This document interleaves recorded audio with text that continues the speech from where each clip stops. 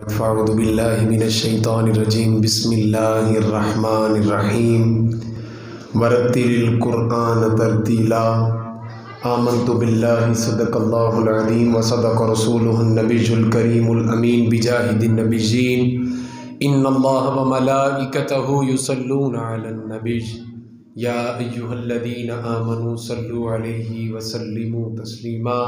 अज़ीम इबादत है सलावत, ज़रा मिल के पढ़िए। अस्सलातु वस्सलामु अलैका या सय्यदी या रसूल अल्लाह व अला आलिका व अस्हाबिका या सय्यदी या हबीब अल्लाह। अस्सलातु वस्सलामु अलैका या सय्यदी या नूर अल्लाह व अला आलिका व अस्हाबिका या सय्यदी या खातमन नबिय्यीन। तमाम तारीफ़ व तौसीफ़ अल्लाह मजदूल करीम की, जो ज़ाते बबरकात भी है और खालिक़े कायनात भी है, जो तमाम जहानों का बनाने वाला है, वही माबूद है, वही इबादत और सजदे के लायक है। तमाम तारीफ़ व तौसीफ़ रब के प्यारे, रब के महबूब, शाफ़ी यौमुन नुशूर, फ़ख्र अरब व अजम, रफ़ीक़ उम्र अबू बकर, मुहसन उस्मान अली, हज़रत सय्यदुना मुहम्मद मुज्तबा अहमद मुस्तफ़ा सल्लल्लाहु अलैहि व आलिहि वसल्लम की बारगाह अक़दस में नज़राना गुलदस्ता पेश करने के बाद मेरे सामने मौजूद सामईन कराम, अस्सलामु अलैकुम व रहमतुल्लाहि व बरकातुहू। अज़ीज़ दोस्तों, बुज़ुर्गों और प्यारे बच्चों, इस्लाम इंसान की वो सारी तरबियत करता है जिसे उसकी ज़रूरत है। इंसान की इस्लाम सारी वो तरबियत करता है जिसे इंसान को अपनी ज़िंदगी के अंदर ज़रूरत है। हम देखते हैं कि इस्लाम हमें कुछ काम जल्दी जल्दी करने का हुक्म देता है और कुछ काम के बारे में इस्लाम हमें हुक्म देता है कि बड़ी आहिस्तगी के साथ, बड़े तहम्मुल के साथ, बड़ी गौर और फ़िक्र के साथ इसे अदा करो। जब हम देखते हैं तो हमें नज़र आता है कि जो काम आहिस्तगी से करने वाले हैं वो ज़्यादा हैं और जो जल्दी करने वाले हैं वो थोड़े। जल्दबाजी वाले काम चंद एक हैं और थोड़े आहिस्ता से ध्यान से काम करने वाले वो ज़्यादा हैं। हमारे यहाँ जल्दबाजी बहुत आम हो चुकी है। हर काम के अंदर जल्दबाजी है। रोज़मर्रा की रूटीन के अंदर तबीयतों में अदावतें हैं, नफ़रतें हैं। जल्दबाजी की वजह से बहुत ज़्यादा मामलात लोगों में ख़राब हो रहे हैं। सिर्फ़ इसी वजह से कि वो जल्दबाज है, उनकी तबीयत में भी तल्ख़ी है। जो बंदा जल्दबाजी करता है वो मायूसी पैदा करता है। जो बंदा जल्दबाज होता है वो ख़ता पर होता है। जल्दबाज हमेशा जल्दी हार भी मान जाता है। हम देखते हैं, हमें नज़र आता है कि हमारे यहाँ नौजवानों के अंदर बड़ी जल्दबाजी पाई जाती है। वो जल्द अज जल्द अमीर होने का सोचते हैं। वो सोचते हैं कि हमें जल्दी से कहीं से पैसे मिलें, हमारे पास पैसे आ जाए, हम ये भी कर लें, वो भी कर लें, हमारे मामला तय हो जाए।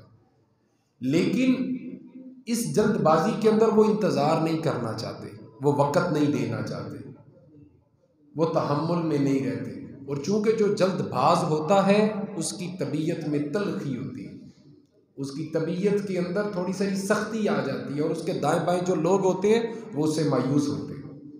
अगर एक बंदा आपको कोई भी काम जल्दी जल्दी करने का कह रहा है, अगर आप नहीं कर पा रहे तो वो आपके साथ थोड़ी तलख़ बात करेगा, आपको डांटेगा, आप मायूस हो जाएंगे।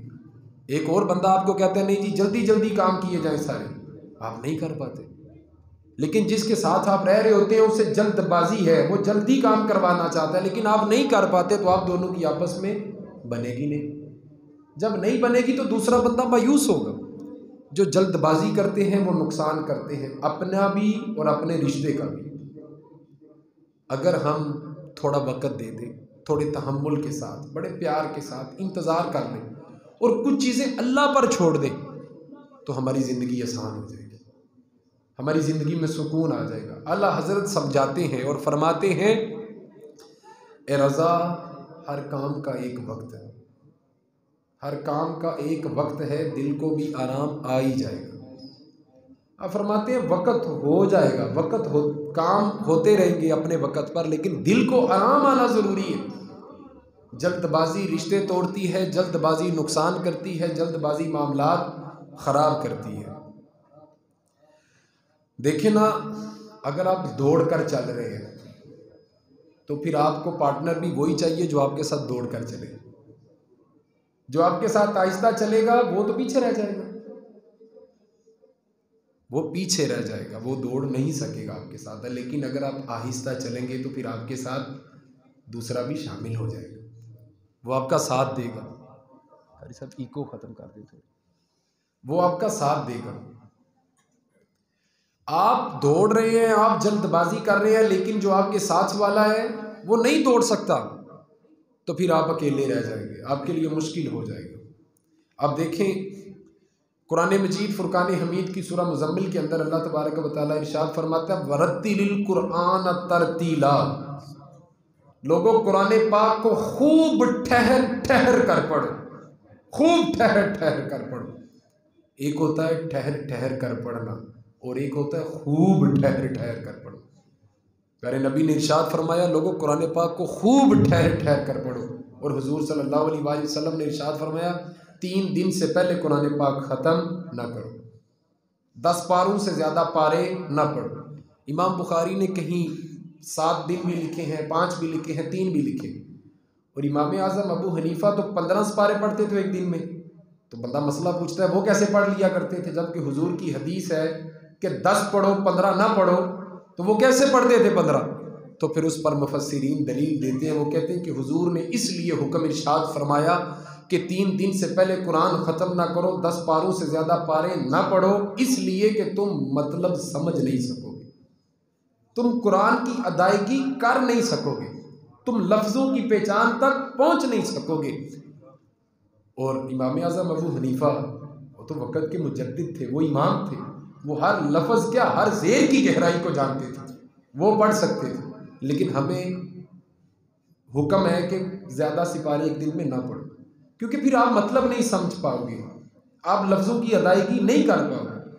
थोड़ा कुरान पढ़ो, बेशक थोड़ा पढ़ो, लेकिन खूबसूरत करके पढ़ो, बड़े इत्मीनान के साथ। हुजूर सल्लल्लाहु अलैहि वसल्लम ने कुरान पढ़ने का अजर गिनवाया, सवाब बताया। आपने फरमाया, अगर तुम कुरान पढ़ते हो, अल्लाह एक लफ्ज़ के बदले नहीं बल्कि तुम्हें एक हरफ के बदले 10 नेकियां अता फरमाए। अब हुजूर ने हरफ वो अदा करके भी बताए। हुजूर ने फरमाया अलिफ लाम मीम। हुजूर ने फरमाया अलिफ अलग है, लाम अलग है। अगर तुम ये 3 हरफ भी पढ़ोगे तो अल्लाह तुम्हें 30 नेकियां अता करेगा। और साथ में आपने वाज़िया फरमाया कि अलिफ अलग है, अलिफ को लाम के साथ न जोड़ना, लाम की अपनी पहचान है। अगर तुम खूबसूरती के साथ अलिफ को अदा करोगे, अल्लाह तुम्हें 10 नेकियां अता करेगा। बड़ी खूबसूरत बात आपने इरशाद फरमाई। इससे गोया हुजूर हमें बता रहे हैं कि ठहर के कुरान पढ़ो, खूबसूरत करके, तहम्मुल के साथ, बड़े प्यार के साथ, क्योंकि आपने फरमाया लाम अपनी हैसियत रखता है, मीम अपनी शनाख्त रखती है, तो कुरान को खूबसूरत करके पढ़ो। हम देखते हैं लोग हमें बताते हैं कि जनाब हम फ़लाँ मदरसे में गए थे, वहाँ पर कारी साहब ने हमें 1000 कुरान पाक का सवाब हमारे में लग किया। तो मैं कहता हूँ कि बच्चों के लिए तो बड़ा मुश्किल है 1000 कुरान पाक पढ़ना, उन्होंने पता नहीं किस तरतीब से जमा किया, ये वो जानते हैं। लेकिन बच्चों के लिए 1000 कुरान पाक पढ़ना बड़ा मुश्किल है। वो किस तरह पढ़ लेते हैं? इस तरह तो अदायगी नहीं हो पाती। फिर एक बंदा कहता है जनाब मैं रोज़ाना के 15 सिपारे तिलावत करता हूँ। तो फिर मैं कहता हूँ कि जनाब आप कर सकते हो, अल्लाह जानता है, लेकिन हमसे तो नहीं हो पाते, हम नहीं कर पाते, मुश्किल हो जाता है, लफ्ज़ों की अदायगी नहीं हो पाती, लफ्ज़ों की पहचान तक नहीं पहुँच पाते, इतनी जल्दी स्पीड, ये मना है कुरान पाक को पढ़ने के लिए। हुजूर ने मना फरमाया कि खूबसूरत करके ठहर ठहर के पढ़ो। अब होता क्या है कि हम लोग हर काम में जल्दी करते हैं, नमाज में जल्दी, कुरान में जल्दी, काम में जल्दी, बड़ी जल्दी। हुजूर सल्लल्लाहु अलैहि वसल्लम ने इरशाद फरमाया नमाज जमात के साथ अदा करो। जो शख्स नमाज को जमात के साथ अदा करेगा, अल्लाह उसे 27 नमाजों का सवाब अता फरमाएगा, 27 नमाजों का, ये हुजूर ने इरशाद फरमाया। हुजूर ने ये इरशाद फरमाया कि नमाज को जमात के साथ अदा करो, अल्लाह 27 नमाजों का सवाब देगा। ये भी हुजूर ने फरमाया और ये भी हुजूर फरमा रहे हैं कि जब जमात के लिए जाओ तो फिर जल्दी जल्दी ना जाओ, आराम से जाओ, सुकून से जाओ, तहम्मुल के साथ ठहर के जाओ, बड़े आराम से जाओ। हुजूर ने इरशाद फरमाया कि अगर तुम भाग कर जाते हो मस्जिद में, तुम्हें लगता है कि 1 मिनट रह गया, 1 मिनट के अंदर अंदर तुमने जमात के साथ शामिल होना है, तो जब तुम जमात के साथ शामिल होते हो, जल्दी आते हो, तो तुम्हारा सांस फूल जाता है। सुबहानक अल्लाह किस तरह पढ़ोगे? तुम्हें तो सांस चढ़ा होगा, सांस फूली हुई होगी तुम्हारी। और फिर हुजूर ने इरशाद फरमाया एक इस तरह भी हो सकता है कि अगर कोई बंदा जमात के लिए जल्दी करता है और चहलकदमी करके बहुत तेज़ी के साथ मस्जिद की तरफ आता है, रास्ते में उसे कोई चोट लग जाती है, फिर वो एक जमात से नहीं कितनी जमातों से जाएगा।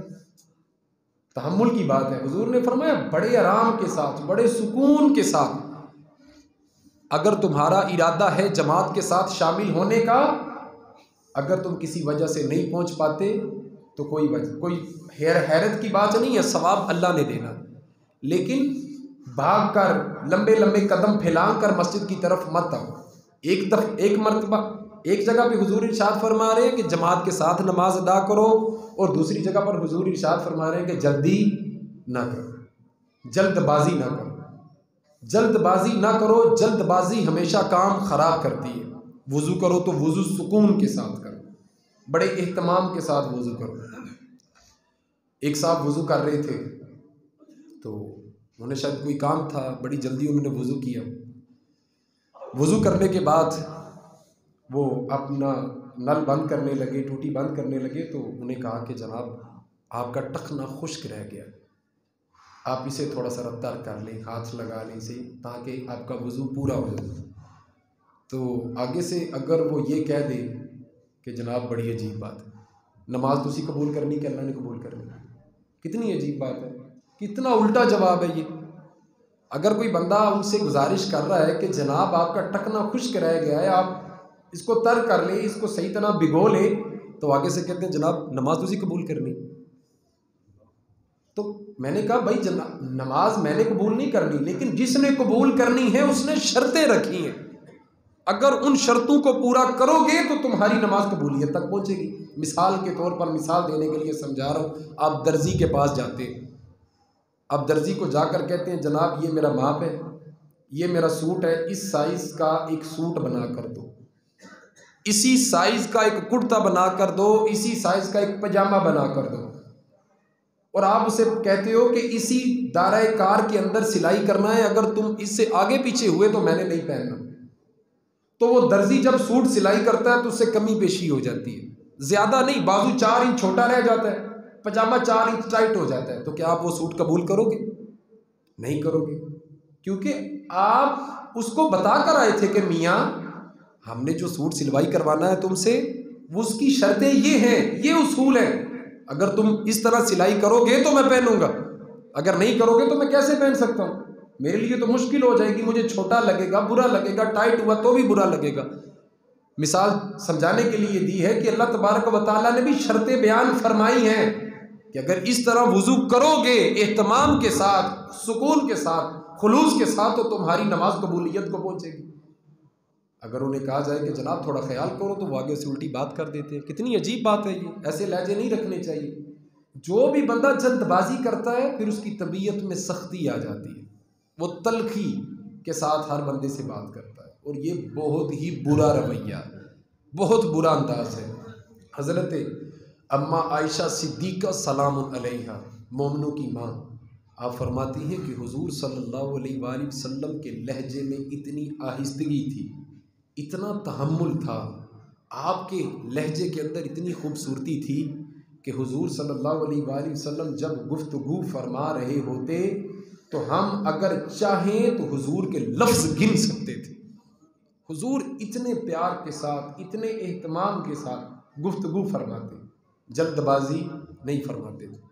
हुजूर के मिजाज के अंदर कितनी आहिस्तगी थी, कितना तहम्मुल था, इस बात से आप अंदाज़ा लगा सकते हैं कि ताइफ के मैदान के अंदर मुशरिकों ने हुजूर को पत्थर मारे, हुजूर को लहू लुहान कर दिया।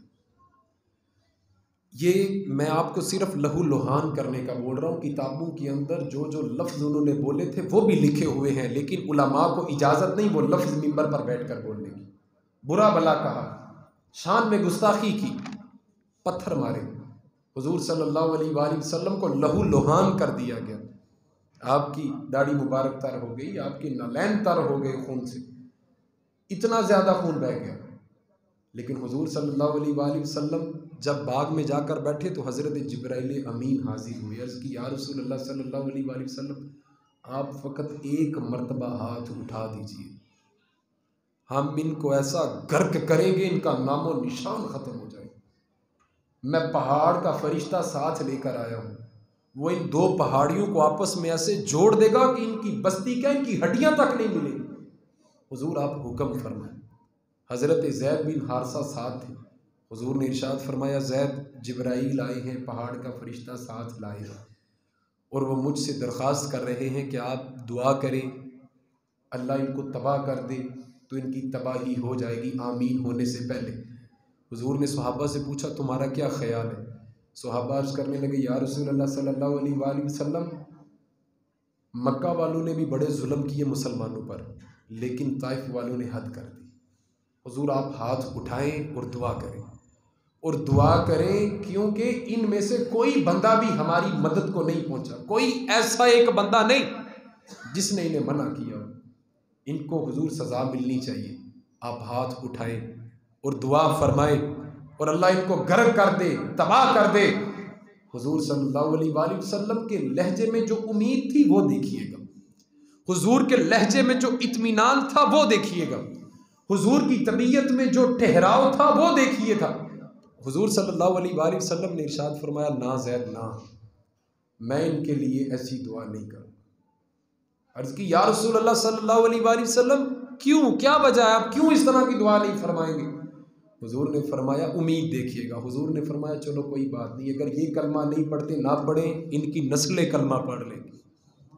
सोचने की बात यह है, नस्लें कब होंगी जो हो चुकी हैं, वो कब जवान होंगे, वो कब सियाने और बाशाऊर और समझदार होंगे, वो कब कलमा पढ़ेंगे। सोचने की बात। फरिश्ता मौजूद है, अर्ज कर रहा है, हुजूर आप दुआ फरमाएं, अल्लाह इनको तबाह कर देगा। लेकिन हुजूर ने फरमाया, नहीं, अगर ये कलमा नहीं पढ़ते तो कोई बात नहीं, हमें उम्मीद है कि इनकी नस्लें कलमा पढ़ेंगी। अभी जो हुई नहीं और जो हो चुकी हैं वो अभी जवान नहीं हुई, लेकिन हुजूर की तबीयत में तहम्मुल कितना था, इत्मीनान कितना था। हुजूर ने फरमाया, जल्दबाजी नहीं करनी, जल्दी नहीं किसी बात की, हम सब्र करेंगे, हम ठहराव के साथ देखेंगे। तो फिर अल्लाह तबारक व तआला ने ऐसी फतह दी कि वो सारा का सारा कबीला मुसलमान हो गया। एक वक़्त आया कि वो सारे का सारा कबीला मुसलमान हो गया। अगर उस वक़्त जल्दबाजी हो जाती तो हुजूर की तबीयत में जो इत्मीनान था वो उम्मत के लिए दरस कैसे बनता, हुजूर की तबीयत में जो ठहराव था वो उम्मत के लिए हिदायत कैसे बनता। अरे भाइयों, जल्दबाजी हमेशा खसारा है, जल्दबाजी खता है, जल्दबाजी रिश्ते भी तोड़ती है, इंसान का सुकून भी बर्बाद करती है। खाना अगर जल्दी खा लोगे या जल्दी उतार लेते हो, पकने से पहले खाना जल्दी उतर जाएगा तो खाना कच्चा होगा। अगर जल्दी जल्दी खाओगे तो गर्म होगा, मुंह जल सकता है। खाना पकने के लिए भी टाइम चाहिए और उतरने के बाद थोड़ा ठंडा होने के लिए भी टाइम चाहिए, और टाइम देना चाहिए, नहीं तो हमारा अपना नुकसान होगा। आप देखें ना, बड़ी जल्दी है, हमें बड़ी जल्दी है। जो शख्स जितनी तेज़ी के साथ भागता है उसका उतना सांस फूल जाता है और उसके अंदर उतनी कमज़ोरी भी आ जाती है। जो शख्स जितना तेज़ दौड़ता है वो उतना जल्दी थक जाता है। जो जितनी स्पीड से भागेगा वो उतना थोड़ा चलेगा, और जो जितना आहिस्ता चलेगा वो उतना ज़्यादा चलेगा। जल्दबाजी नहीं करनी चाहिए किसी भी काम में। सय्युद तरगीब के अंदर सफ़ा नंबर 533 में ये हदीस मौजूद है। हुजूर सल्लल्लाहु अलैहि वसल्लम ने इरशाद फरमाया, लोगों, चोरों में से बुरा चोर वो है जो नमाज की चोरी करता है। लोगों में से, चोरों में से बुरा चोर वो है, चोरों में से बुरा चोर वो है जो नमाज की चोरी करता है। सहाबा पास बैठे थे, अर्ज़ की, या रसूलल्लाह सल्लल्लाहु अलैहि वसल्लम, नमाज की भी चोरी होती है? नमाज की चोरी कैसे होती है, किस तरह होती है? हुजूर ने इरशाद फरमाया, नमाज की चोरी इस तरह करता है कि वो रुकू और सुजूद को इत्मीनान के साथ अदा नहीं करता, वो चोरों में से बुरा चोर है।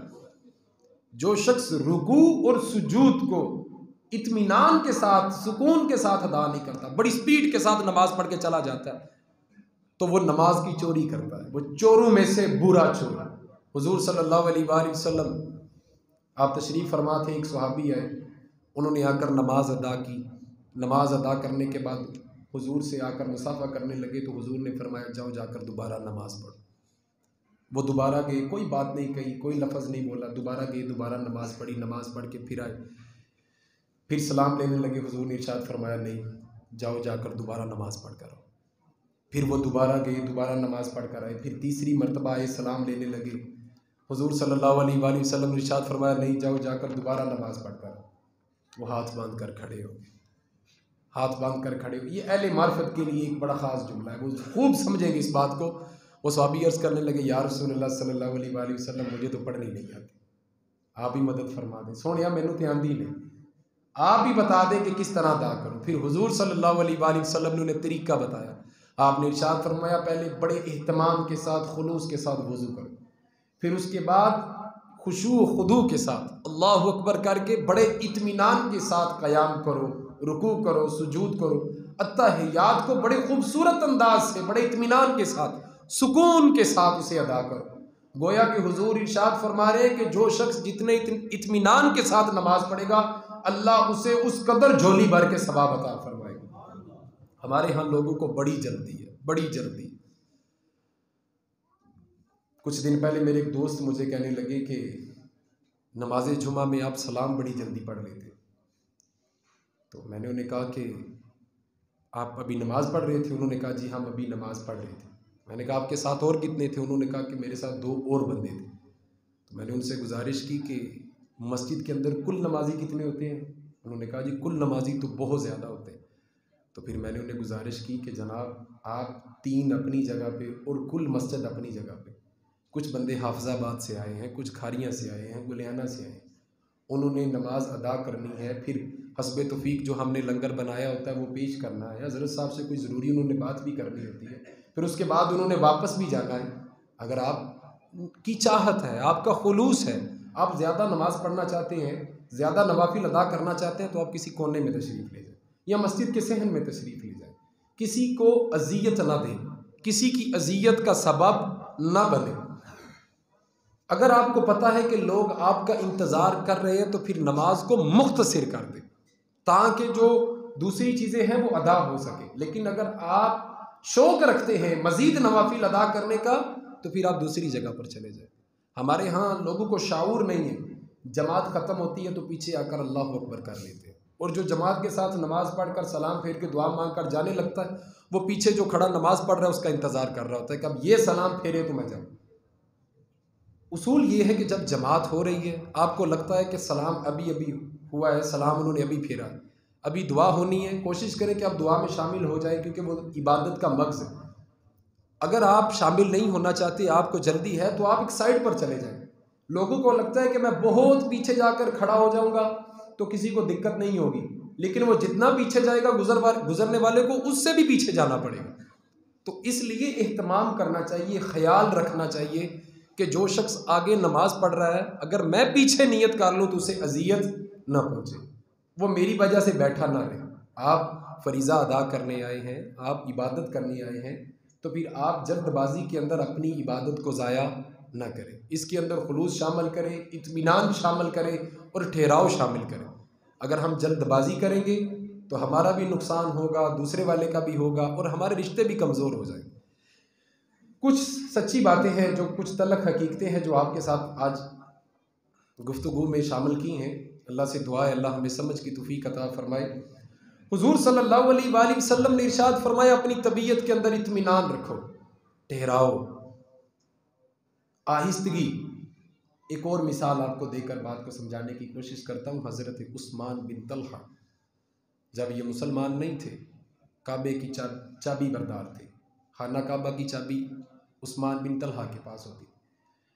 हिजरत मदीना से पहले हुजूर नबी रहमत सय्यद आलम सल्लल्लाहु अलैहि वसल्लम ने इनसे आमने सामने गुजारिश की, आपने इरशाद फरमाया कि तलहा उस्मान मुझे चाबी चाहिए, मैं मुक़द्दस काबे के अंदर थोड़ी देर बैठकर इबादत करना चाहता हूँ। तो उस्मान बिन तलहा ने जवाब दे दिया, साफ साफ जवाब दिया कि मैं आपको चाबी नहीं दूंगा और कभी नहीं दूंगा, ये तो मुमकिन ही नहीं कि मैं आपको चाबी दूँ। तो हुजूर ने फरमाया कोई बात नहीं, अल्लाह के नबी थे, हुजूर चाहते तो चाबी आपके कदमों में उसी वक्त आ जाती, लेकिन हुजूर ने इरशाद फरमाया कोई बात नहीं। उस्मान, वक़्त को याद रखना, एक वक़्त आएगा चाबी खुद चल कर मेरे पास आएगी। इत्मीनान देखिए, हौसला देखिए, आहिस्तगी और ठहराव देखिए। उसके बाद हुजूर का हिजरत का मामला हुआ तो उस्मान बिन तलहा को यही लगा कि वो जो लजपाल के अल्फाज थे वो कभी पूरे नहीं होंगे माज़र, क्योंकि हुजूर ने तो इरशाद फरमाया तो चाबी चल कर मेरे पास आएगी, लेकिन ये तो काबा छोड़ कर जा रहे हैं, मक्का छोड़ कर जा रहे हैं, चाबी इनको कैसे मिलेगी? ये अब कभी वापस नहीं आएंगे, चाबी नहीं। 10 साल बाद फतेह मक्का हुजूर सल्लल्लाहु अलैहि वसल्लम ने वहाँ पर पड़ाव किया, अपनी ऊँटनी को बिठाया। मुख्तसर बात करता, हुजूर काबे के सामने गए तो हुजूर ने फरमाया बताओ मुझे कि काबे की चाबी किसके पास है। तो जब उस्मान बिन तलहा को पता चला कि हुजूर सल्लल्लाहु अलैहि वसल्लम काबे की चाबी मांग रहे हैं, आप चाबी बरदार थे, आप अपनी वालिदा के पास गए और जाकर कहा मुझे चाबी चाहिए। मुस्तफ़ा करीम सल्लल्लाहु अलैहि वसल्लम मांग रहे हैं, मैंने उन्हें देनी, आपकी वालिदा ने इनकार कर दिया, कहा मैं चाबी नहीं दूंगी आप सल्लल्लाहु अलैहि वसल्लम को देने के लिए, आप चले जाओ, मैं आपको चाबी नहीं दूंगी। तो हज़रत उस्मान बिन तलहा जज्बाती हो गया, आपने फरमाया कि मैं तलवार के ज़ोर से भी आपसे चाबी ले सकता हूँ, मुझे चाबी लेकर जाना है, मैंने पहुँचना है। अभी तक आपने कलमा नहीं पढ़ा। जब चाबी लेकर हुजूर के सामने पेश हुए तो हुजूर सल्लल्लाहु अलैहि वसल्लम की तबीयत में बड़ा इत्मीनान था, बड़ा ठहराव था, आहिस्तगी थी। हुजूर मुस्कुरा कर पूछने लगे बताओ उस्मान, चाबी आई कि नहीं आई, तुम खुद लेकर आए कि नहीं आए? जब उन्होंने ये मोजज़ा पूरा होता देखा, हुजूर की ज़ुबान को पूरा होता देखा, तो वो वहीं बैठे बैठे अर्ज़ करने लगे या रसूलल्लाह सल्लल्लाहु अलैहि वसल्लम कलमा पढ़ा के अपना गुलाम बना लीजिए, कलमा पढ़ा। हुजूर की तबीयत में बड़ा ठहराव था, इत्मीनान था, आहिस्तगी थी। हुजूर सल्लल्लाहु अलैहि वसल्लम ने ना कभी जल्दबाजी की है, ना जल्दबाजी का हुक्म दिया, इतनी आहिस्तगी थी। आप देखिए कि चाबी 10 साल पहले मांगी थी, उन्होंने इनकार कर दिया, नहीं देनी। हुजूर ने कोई वहाँ पर दूसरी बात नहीं की, आपने फरमाया एक वक़्त आएगा हम ये साबित करेंगे कि इस चाबी के हकदार हम हैं। तो जब वो चाबी पेश की गई, हुजूर सल्लल्लाहु अलैहि वसल्लम काबा में गए, थोड़ी देर आप वहाँ पर रुके, आपने नमाज अदा की, हज़रत उस्मान बिन तलहा भी साथ थे। फिर उसके बाद हुजूर जब वापस आए तो बड़ी हैरत की नज़रों से उस्मान बिन तलहा चाबी को देख रहे थे। हुजूर ने इरशाद फरमाया कि उस्मान जाओ, मैं चाबी तुम्हें वापस करता हूँ, और तुमसे चाबी कोई लेगा तो वो जालिम होगा। और वो वापस चाबी हज़रत उस्मान बिन तलहा के पास आई। मेरे भाइयों, कुरान मजीद फुरकान हमीद की सूरह मुज़म्मल के अंदर अल्लाह तबारक व तआला इरशाद फरमाते हैं वरत्तिलिल कुरान तरतीला, कुरान पाक को बड़ी आहिस्तगी के साथ खूब ठहर ठहर कर पढ़ो। एक होता है ठहर ठहर कर पढ़ना, एक होता है खूब ठहर ठहर कर पढ़ना। हुजूर ने इरशाद फरमाया कुरान पाक को जल्दी से ख़त्म ना करो, इससे तुम उसके मफ़ाहीम तक नहीं पहुँच पाओगे, अदायगी नहीं कर पाओगे, और बहुत ज़्यादा सिपारे इस वजह से ना पढ़ो कि तुम उसके फैज़ को नहीं पहुँच पाओ। बेशक थोड़ा पढ़ो लेकिन अल्फाज की अदायगी करो। और हुजूर ने लफ्ज़ अदा करके, हरफ अदा करके बताया। आपने फरमाया अलिफ अलग है, लाम अलग है और मीम अलग है। अगर तुम सिर्फ अलिफ अदा करोगे तो अल्लाह 10 नेकियां देगा, लाम अदा करोगे तो अल्लाह फिर 10 देगा, मीम अदा करोगे तो अल्लाह फिर 10 देगा। यानी कि हुजूर ने इरशाद फरमाया अगर 3 हरफों को खूबसूरती के साथ एक को दूसरे के साथ जोड़ना नहीं, मिलाना नहीं, आपस में इन्हें टच नहीं करना, क्योंकि अलिफ अपनी हैसियत रखता है, लाम की अपनी पहचान है, मीम की अपनी शनाख्त है। हुजूर ने इरशाद फरमाया इनको अलग अलग करके पढ़ोगे, अल्लाह तुम्हें खूबसूरत झोली भर के सवाब अता फरमाए। तो मेरे अजीज़ों, जल्दबाजी अपनी तबीयत में ना रखें। जल्दबाजी ख़ता है, जल्दबाजी रिश्ते भी तोड़ती है और इंसान को मायूस भी करती है। और जो जल्दबाज होता है उसकी तबीयत में भी सख्ती और तलखी आ जाती है, उसके साथ वाले उसके साथ गुजारा नहीं कर पाते। कभी कभी कुछ वालिदैन भी ऐसे होते हैं जिनकी तबीयत के अंदर बड़ी सख्ती होती है, हमेशा बच्चे ही कुछ गलतियां नहीं करते, वालिदैन भी सख्त मिजाज की वजह से अपने बच्चों को खुद से दूर कर देते। अगर वालिदैन की तबीयत के अंदर सख्ती होगी तो बच्चा कभी भी अपने बाप को अच्छा दोस्त नहीं बना पाएगा। अगर माँ की तबीयत के अंदर सख्ती होगी, जल्दबाजी होगी, तो बच्ची कभी भी अपनी माँ की आगोश में बैठ के सुकून महसूस नहीं करेगी। तो मेरे अजीज़ों, जल्दबाजी मोमन की शान नहीं है। अपनी तबीयत के अंदर इत्मीनान रखें, अपनी तबीयत को सुकून बख्शें और अपनी तबीयत के अंदर ठहराव पैदा करें। बड़े इत्मीनान के साथ, सुकून के साथ, अगर कोई गम की खबर है, खुशी की खबर है, तो उस पर ज़्यादा वावेला मत किया जाए, ज़्यादा शोर न किया जाए, बड़ी बड़ी बातें न की जाए, गाली बदजुबानी बदकलामी न की जाए। इससे अल्लाह भी नाराज़ होते हैं और अल्लाह के रसूल सल्लल्लाहु अलैहि वसल्लम भी नाराज़ होते हैं। अल्लाह से दुआ है अल्लाह हमें समझ की तौफीक अता फ़रमाए और अल्लाह हमारे लहजों को अपने खुलूस का नूर अता फ़रमाए। अल्लाह से दुआ है अल्लाह हमें हुज़ूर सल्लल्लाहु अलैहि वसल्लम की सुन्नतों पर अमल करने की तौफीक अता फ़रमाए। हमेशा मिदहत खैरुल अनाम में गुज़रे। दुआ है ये उम्र दुरूद व सलाम में गुज़रे। नवैतु सुन्नतल इतिकाफ़ की नीयत फरमा के सुन्नतें अता फ़रमा। जज़ाक